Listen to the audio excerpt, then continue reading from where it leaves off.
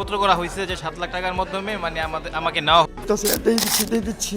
আমাদের মধ্যে বেশিরভাগ মানুষই কিস্তি নেওয়া লোন সুদ মুদ করে টাকা আনছি, এই টাকার জন্য চাপ দিতে আছে। দুজনের ম্যান পাওয়ার দিছে, ম্যান পাওয়ার দোনটা ভুয়া দিছে। অরিজিনালটা এরকম হয় না, এটা আসলে ফেক। প্রাণনাশের হুমকি দিছে, বলছে মেরে ফেলবো। দেশ জুড়ে বাড়ছে প্রতারণার অভিনব কৌশল। তথাকথিত কিছু ট্রাভেল এজেন্ট বিদেশে চাকরির লোভ দেখিয়ে দিচ্ছে ভুয়া ভিসা ও নকল টিকিট। প্রতারিত হচ্ছেন সাধারণ মানুষ। আমি ভ্যান বেচে খাইতাম, ভ্যান চলা খাইতাম, সেই ভ্যান বেচে টাকা দিছে। আমার স্বামীর যা ছিল মনে করেন সবই দিয়ে দিছে, এখন আর বর্তমানে আমাদের কাছে কিচ্ছু নাই। না দিলে আমরা আইনের আশ্রয় নেব, তখন ওরা আমাদেরকে প্রাণনাশের হুমকি দিছে, বলছে মেরে ফেলবো। কেউ হারাচ্ছেন লাখ টাকা, কেউ ভাঙা স্বপ্ন নিয়ে ফিরছেন বাসায়। প্রতারকরা ব্যবহার করছে জাল কাগজপত্র, নকল সিল এবং ভুয়া ইমেল।